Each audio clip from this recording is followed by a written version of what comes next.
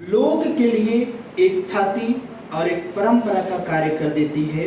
जब आप उसमें प्यार ढूंढने निकलते हैं, उसमें विश्वास ढूंढने निकलते हैं और उसमें जनतंत्र की गुंजाइश को खोजने के लिए निकलते हैं। जन जो हर समय प्यार और विश्वास की उम्मीद में स्वयं को न्यौछावर करता रहा।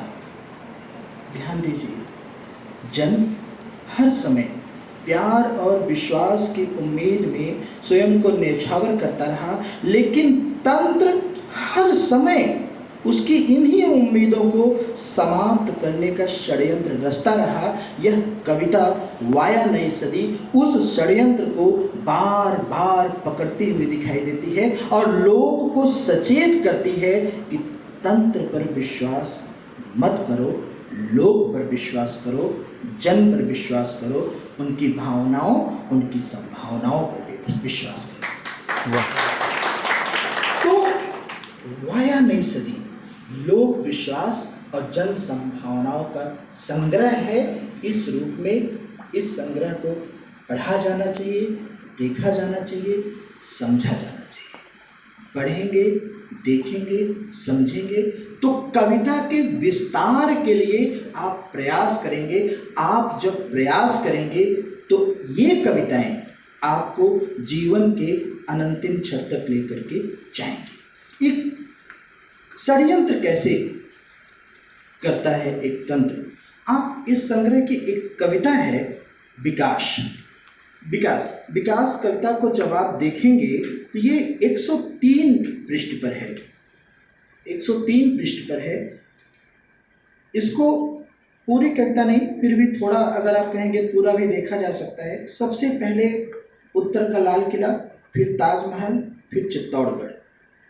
यहाँ से होते हुए जब आप आएंगे, आगे देखेंगे कि एक दिन आएगा कि कोई नहीं होगा, होगा भी तो कुछ नहीं कहेगा, कहेगा भी तो आवाज़ नहीं होगी, अगर आवाज़ भी रही तो अर्थ नहीं होगा। सरकार होगी लेकिन शासित नहीं होगा, प्रेम होगा लेकिन कंपन नहीं होगा, बादल होंगे लेकिन नमी नहीं होगी, आग रहेगी लेकिन ताप नहीं होगा, क्रुद्ध होगा लेकिन क्रोध नहीं होगा, रक्षक होंगे लेकिन रक्षार्थ कुछ नहीं होगा।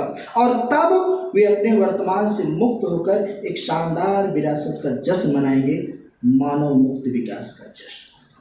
ये षड्यंत्र है, ये षड्यंत्र है जिसके लिए आपके जंगलों को काटा जा रहा है, जिसके लिए आपकी गंगा की परिधि को कम किया जा रहा है, जिसके लिए नदियों तालाबों को फाड़ करके ओवर ब्रिज बनाए जा रहे हैं, जिसके लिए नए बनारस की संकल्पना की जा रही है, उसकी पुरातन संस्कृति को नष्ट भ्रष्ट करके कवि इन सब में सत्ता के षड्यंत्र और जन के विश्वास को ढूंढ रहा है। और जन के मानंद बार बार सरकार से यह पूछने की दृष्टता कर रहा है कि साहब हमारा लोक कहाँ है, हमारा जीवन कहाँ है, हमारे पात्र कहाँ हैं, हमारी वह दुनिया कहाँ है, हमारी संस्कृति और सभ्यता कहाँ है।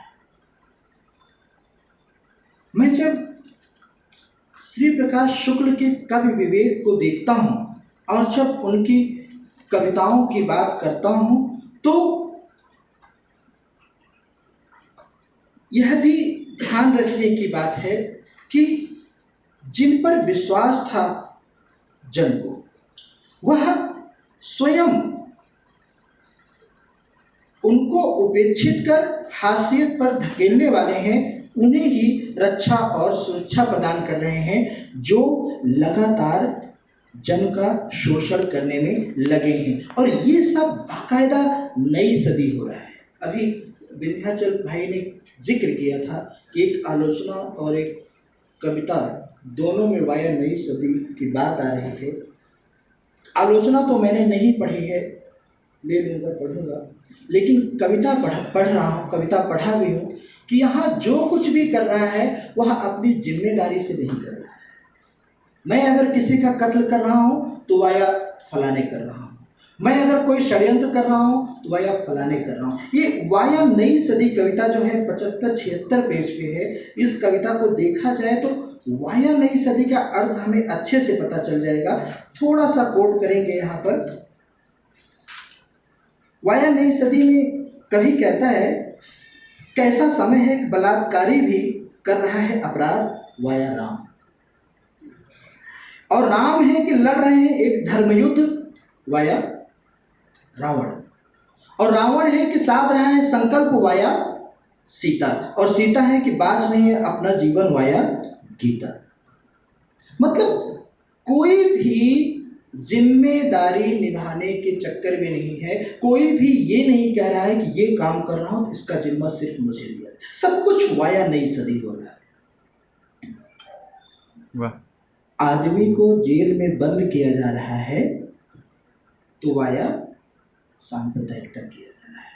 इन्होंने ऐसा कहा इसलिए इनको बंद किया जाना चाहिए। आदमी को अगर कहीं घेर कर पीटा जा रहा है तो वाया जातिवादी मानसिकता करार दिया जा रहा है। यानी जिम्मेदारी लेने की कोई चक्कर नहीं है फिलहाल।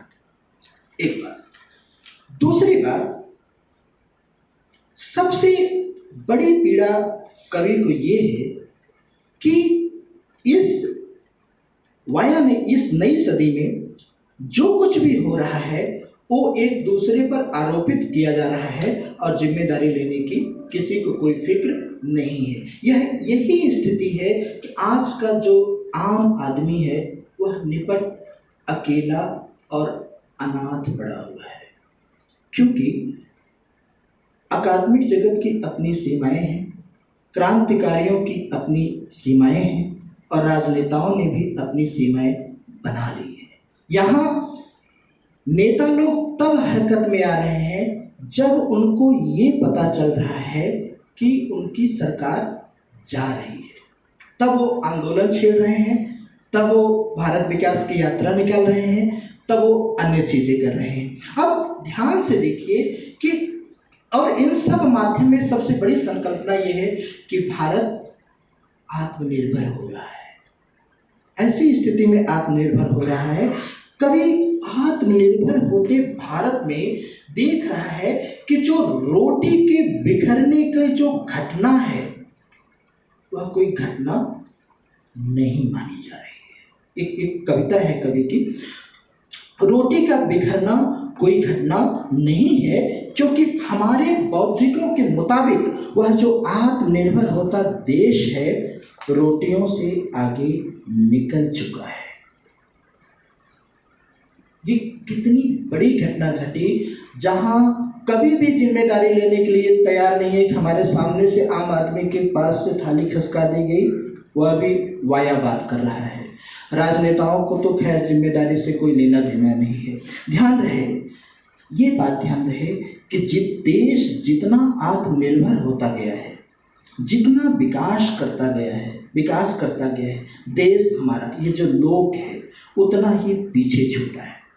देश डिजिटल हुआ है लेकिन हमारा घर परिवार और हमारी दुनिया भी उजड़ी है। इस उजड़न को अभिव्यक्त करने का साहस है, इस बिखरे घर और परिवार को संकलित करने का और उन्हें सामाजिकत्व के दायरे में साहस के साथ रखने और बढ़ाने का साहस है। यह वाया नई सदी संग्रह।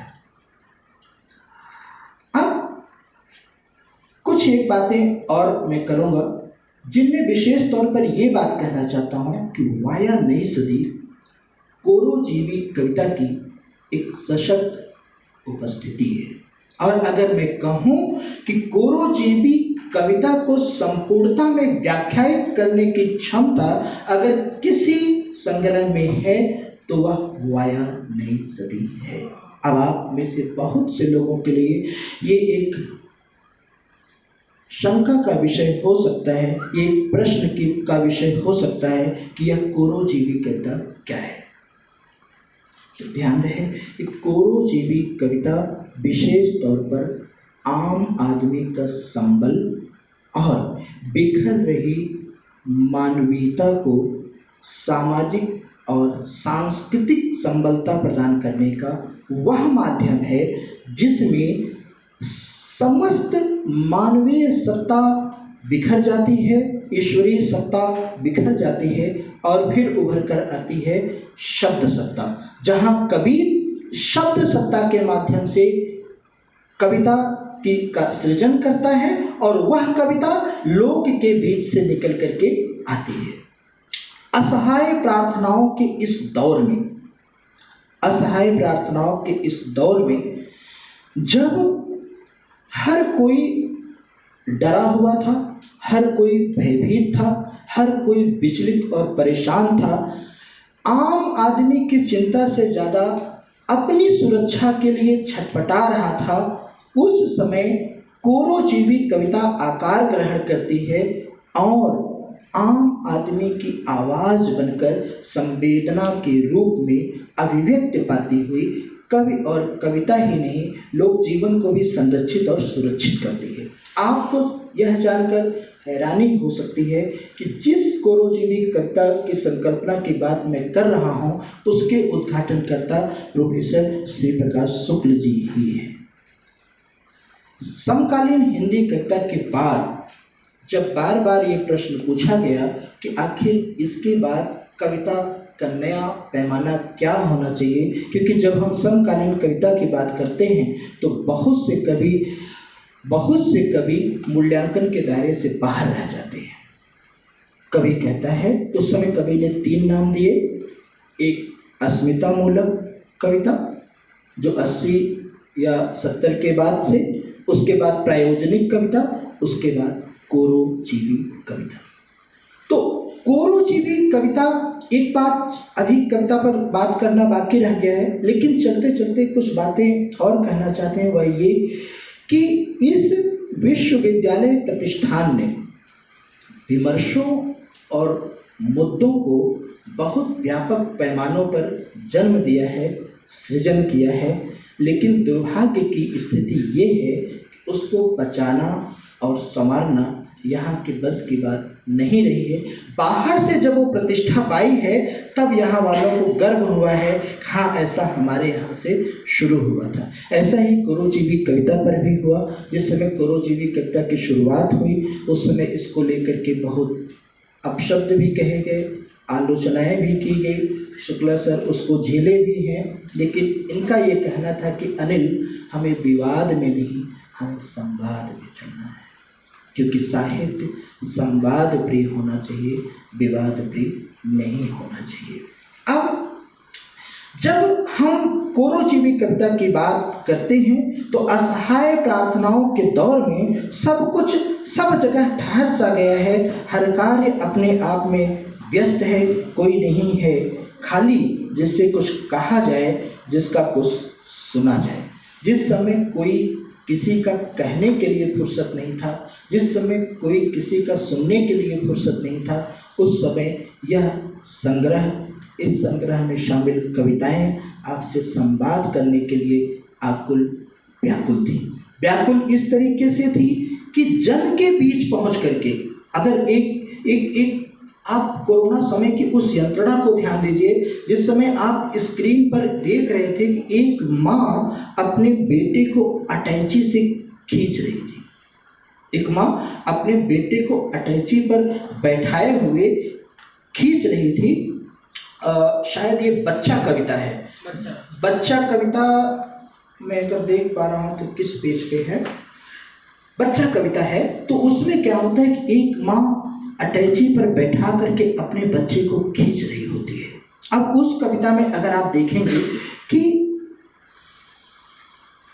इसमें कवि दृष्टि और कवि की चेतना किस तरीके से बेचैन है कि जहां सभी रास्ते और सभी दायरे टूट जाते हैं, कम पड़ जाते हैं, वहाँ क्योंकि बच्चे को भी नहीं पता है कि ये सड़क कहाँ तक जाएगी, ये पथ कहाँ तक जाएगा, और कविता को भी नहीं पता है कि अभी माँ का संघर्ष और बच्चे का संघर्ष और उसकी अभिव्यक्ति कहाँ मुकाम पाएगी। उस समय कविता भी संघर्ष कर रही थी, माँ भी संघर्ष कर रही थी, बच्चा भी संघर्ष कर रहा था।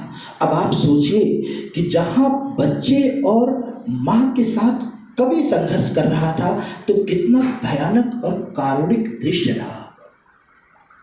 कहाँ तो वाल्मीकि के उस उस कारुणिकता की प्रशंसा करते हुए हम आप नहीं थकते हैं, जहाँ मैथुन रथ जोड़े को देख करके पहली कविता के उपजने का भास होता है, और कहाँ जीवन से भी बहुमूल्य बच्चे को तप्त सड़क पर घिसटाते हुए उस माँ की फटती कलेजा का वर्णन कर रहा है, तो आते जो हमारे आँख हैं, जो हमारी आंसू हैं, वो ना तो रुक रही थी, ना तो अभी रुक नहीं। एक बार कभी भी जब आप उस बच्चा कविता का पाठ पढ़ेंगे तो आपको लगेगा उस समय कवि कितना असहाय और कितना निरुपाय रहा होगा कि कविता जिम्मेदारी बन करके, और ध्यान दीजिए कि उस अटैची से घिसकते हुए बच्चे की अभिव्यक्ति ना तो किसी सरकार ने दी, ना तो किसी ह्यूमन राइट्स ने दी, किसी ने नहीं दी किसने?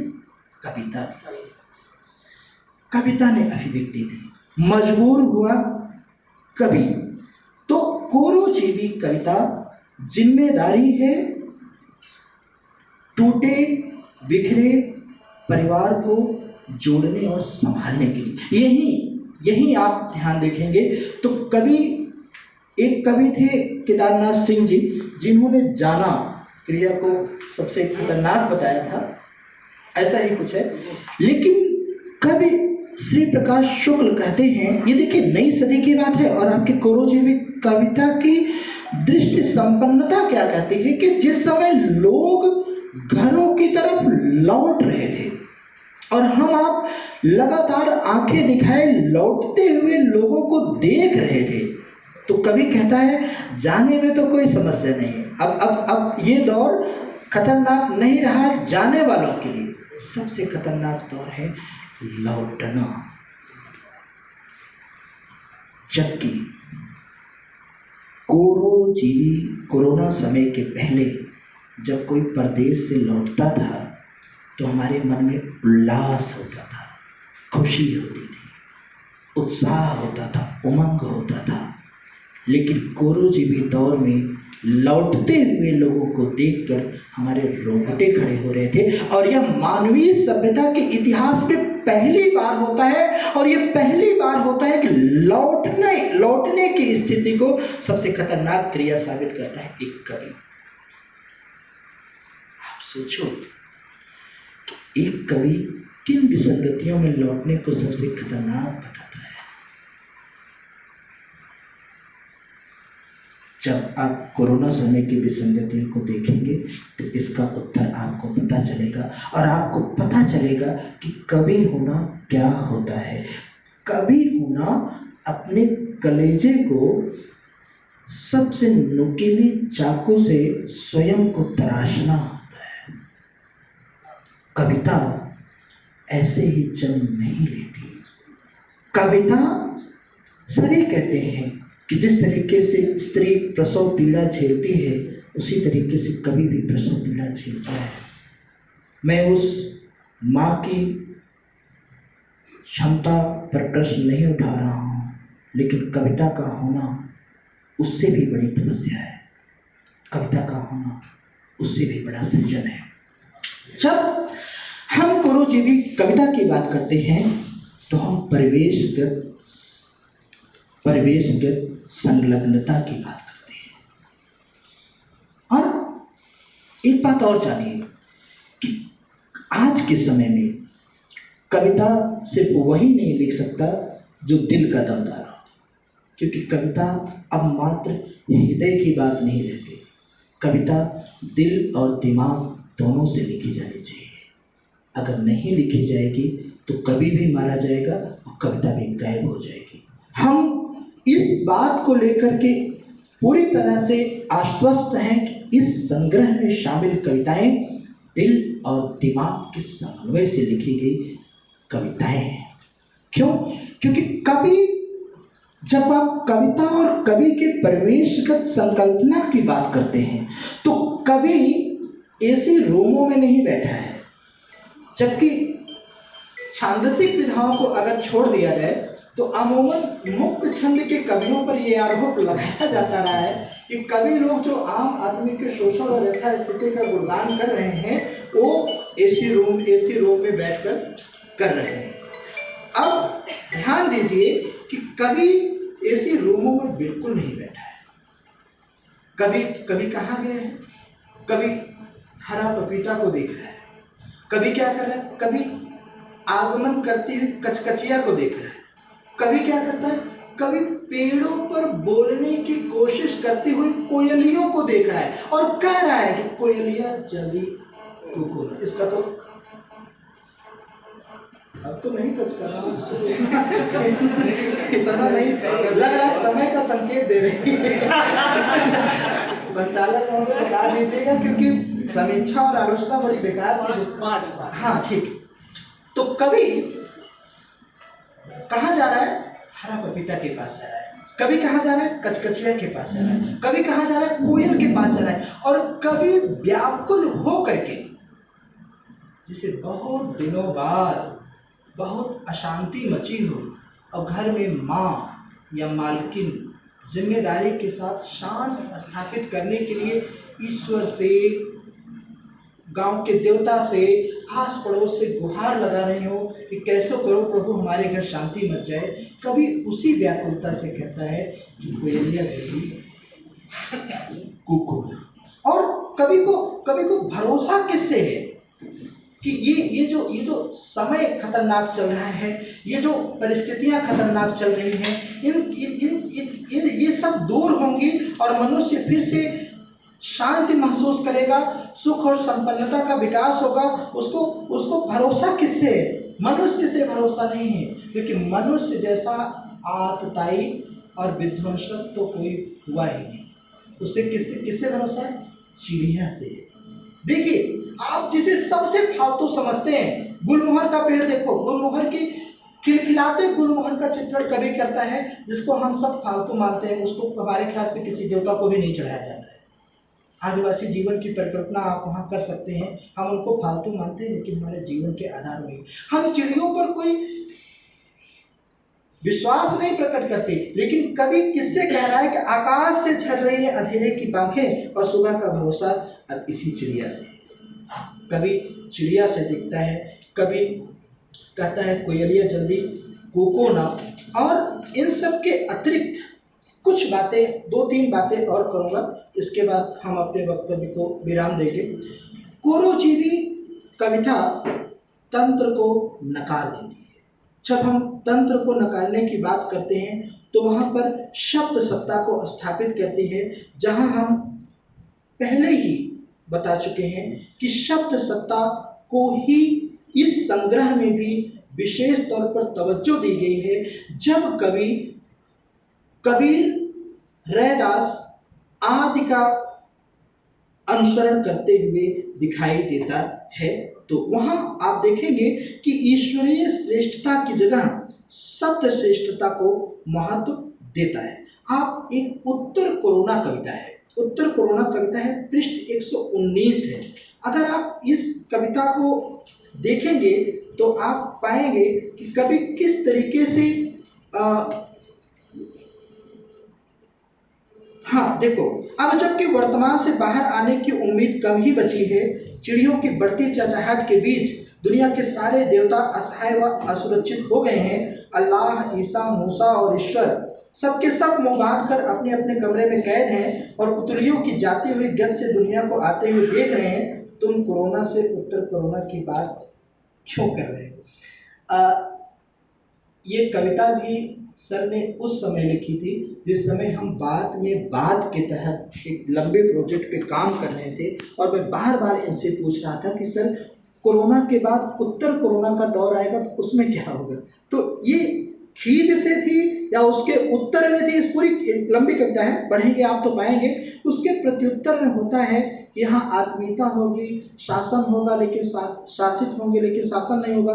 कभी कहता है कि राजा जो होगा बड़ा उदार होगा, बड़ा उदार होगा, लेकिन कभी कहता है कि लेकिन शासन जो होगा वो सख्त होगा। वहाँ आप आज के राजतंत्र की स्थिति को देख सकते हैं। हालांकि आम आदमी के परिप्रेक्ष्य में यह सबको एकदम से नकार देती है कोरोजीवी कविता और शब्द सत्ता पर ला करके बात करती है।